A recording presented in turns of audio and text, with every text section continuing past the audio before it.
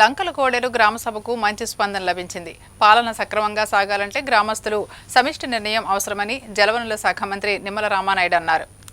పశ్చిమ గోదావరి జిల్లా పాలకొల్లు మండలం లంకల కోడేరు గ్రామ సభ ఉత్సాహంగా జరిగింది. ఈ సభలో ముఖ్య అతిథిగా పాల్గొన్న జలవనరుల శాఖ మంత్రి నిమ్మల రామానాయుడు మాట్లాడుతూ పంచాయతీ నిధులను గత ప్రభుత్వం దారి మళ్లించి సర్పంచుల వ్యవస్థను నిర్వీర్యం చేసిందన్నారు. గత వైసీపీ ప్రభుత్వం స్థానిక సంస్థలు నడ్డి విరిస్తే కూటమి ప్రభుత్వం పంచాయతీలకు ఊపిరి పోస్తుందన్నారు. కేంద్ర ఆర్థిక సంఘం నిధులు, పంచాయతీ నిధులు సర్పంచులకే ఇచ్చి రాష్ట్ర వ్యాప్తంగా ఉన్న 13,326 సర్పంచులు తలెత్తుకునేలా చేసిన ఘనత చంద్రబాబు, పవన్ కళ్యాణ్కే దక్కిందన్నారు. పాలన సక్రమంగా సాగాలంటే గ్రామస్తుల సమిష్టి నిర్ణయం అవసరమని 2019 ముందు పంచాయతీల ఆదాయం 240 కోట్లు ఉంటే ప్రస్తుతం 170 కోట్లకు పడిపోయిందని మంత్రి రామానాయుడు పేర్కొన్నారు. ఈ కార్యక్రమంలో మాజీ ఎమ్మెల్యే అంగర రామ్మోహన్, కలెక్టర్ చదలవాడ నాగరాణి, కూటమి నాయకులు పాల్గొన్నారు.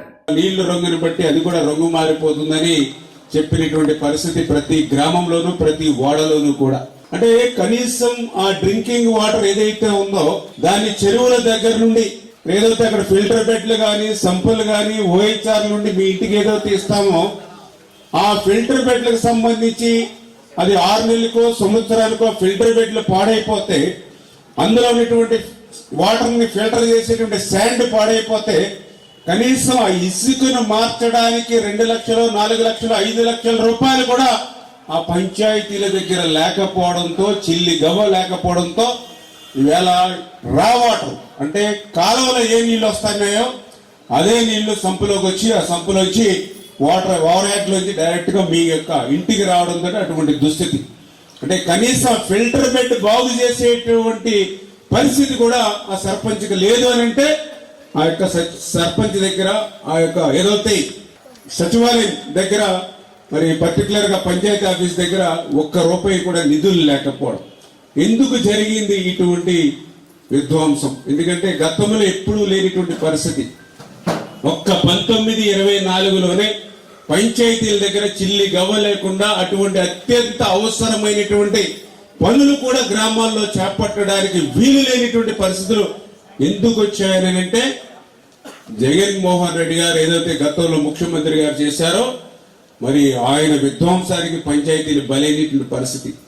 ఆ రోజు మనం కూడా చూసాం, ఏదైతే మీడియాలో చూసాం, పత్రికల్లో చూసాం, సర్పంచులు భిక్షమెత్తి అంటే ఒకప్పుడు సర్పంచ్ అంటే తలెత్తుకుని గౌరవంగా నిలబడి తిరిగేటువంటి సర్పంచ్ గత 5 సంవత్సరాల పాలనలో భిక్షమెత్తినటువంటి సర్పంచులు చూసాం.